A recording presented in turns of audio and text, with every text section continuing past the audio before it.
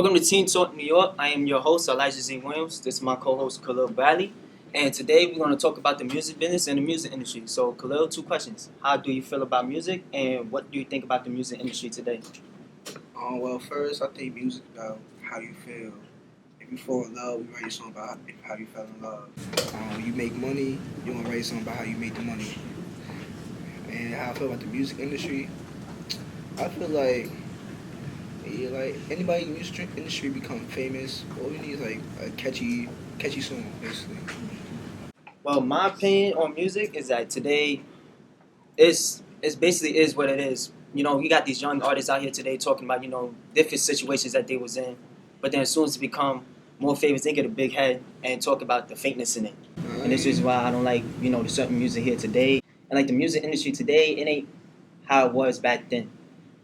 When you had like these record companies trying to school other artists for their money and everything, it basically becomes a big problem for us as listeners to their songs. Like for example, TLC, when they got played out by their manager, they lost every single penny that they had. And like to be honest, that was kind of really messed up because they worked so hard on their albums and they really made a lot of money off their albums, but every single thing was going back to the record companies, from all their music video productions to the dresses that they were wearing to everything, all their tours and everything was going to their manager. So basically, it ain't a lot of trust and it ain't a lot of real people out here in music. One of the things that I really don't like as a young artist myself is that, the truth ain't going to be expressed. You have people talking about how much money they're making. You have people talking about killing. You have people talking about what they don't really do, basically. But like for me, as a young artist myself, I talk about, the truth in the world. And like it really comes down to me going off my heart and seeing what I really know.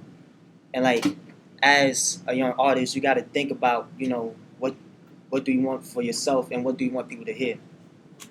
So as you know that you're a rapper too, what do you want people to hear from you? I went through the struggle I went through, struggle going to only 15 years. About living in the hood, dealing with people in the hood, and this school, went through the pain and struggle I'm going through as a young African American 15-year-old. So, yeah. Like at the end of the day, it's always about a message about what do you want people to hear. Every single word that I write in my songs, it has a hidden meaning. Like it really doesn't matter what it is, just pay attention to what I say, and then you will understand like what I went through or what the world's coming to today. Like you got a lot of big problems out here. You got a lot of people going after each other. You got a lot of people downgrading each other. And this is why the music industry is the way it is today, because they downgrade our young women, they downgrade our young men, they downgrade us as black people and any other race. So either way, like the more change that I create in my own songs, the more better the music industry is going to become. And that's just why I can't wait till I get more serious with me as a rapper or as a young artist in general. I like that. Yeah, I hit the bathroom. So either way, we're going to go to a break, and then when we come back, we're going to talk about politics, and we're going to talk about Donald Trump winning South Carolina. No, okay. G morning, sunshine. Wakey, wakey. Text me back. Hey, did you tell your parents about us? Let's skip first period together. Did you get all my texts? Is practice over yet? Where are you at? Are you with your friends? That's LAAAAMMEEE. Capital X, lowercase o, capital X, lowercase o. I love you. JK. I hate you. JK. Are you ignoring me? We're in a huge fight right now. Is this something I did? I can see your lights on. I'm coming over. This isn't a What'd joke. you dream about? Me? I'm lonely. Holla back. Holla back. Let's try something new. Nude pics. Send me some. Text me.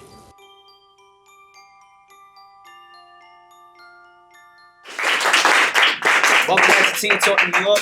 Today, we're going to talk about Donald Trump and how he won South Carolina. I have my close friend, the promised basketball star, Lavelle Mitchell.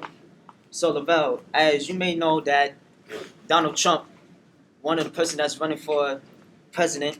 I want to get your opinion on how do you feel about him running for presidency. Um, I just feel as Donald Trump, everybody believes like he's just this maniac and things like that. But I believe Donald Trump is actually really good because if you think about it, like he gains presidency, right? And then his business downtown, Trump Towers and everything, they are run by like our people, black people. So now people who don't have jobs and things like that just open up job opportunities because initially they're run by black people because he's not there, so who's running the business? So I feel like it'll give them job opportunities and things like that. So it's not all negative. So, Khalil, what you think? As we all know, Donald Trump is a very rich man. So I don't think he should. I don't think he should be president because I think he's too cocky. Like he thinks he's better than everyone, especially black people. As Abel said, he said he has black people working at his towers. But even though that, I still think he gonna take us back into the old ways, if you know what I mean. So I just don't think Donald Trump should be president. My opinion is like you have this man who's part of the 4% of the richest people in the world. 1/4 of America money is coming from the Billionaires Boys Club. You have Donald Trump who owns half of New York City, owns the Upper West Side, the Upper East Side, and he's running for presidency. He has so many friends in politics that got him to where he needs to be. He don't really has the basic knowledge in politics, but he does have some knowledge. You have people that are like senators, congressmen running for president that has all the knowledge in politics. So basically, in my opinion, if Donald Trump wins, it could be a landslide victory or else it could be a hard-fought victory because at the end of the day, he is a smart businessman, but he doesn't have the mind of a president. While I agree with you, Elijah, I also disagree because Donald Trump, you say he's a smart man, things like that. But if like you have the knowledge on something, right? It's good to learn. You can't just judge him before he gets in office. Now, don't get me wrong. I don't think Donald Trump should be president. I don't think he's qualified. But then you have to give him a chance because you never know what he could do.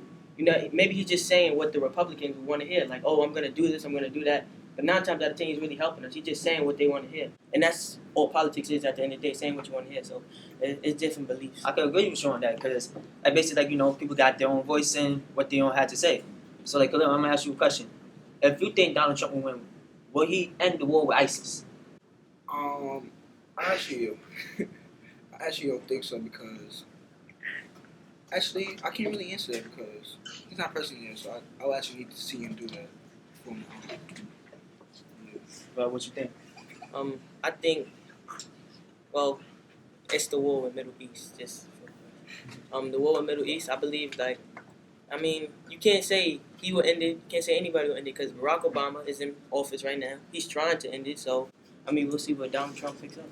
See, as you already know, Donald Trump is qualified for 2016 presidency.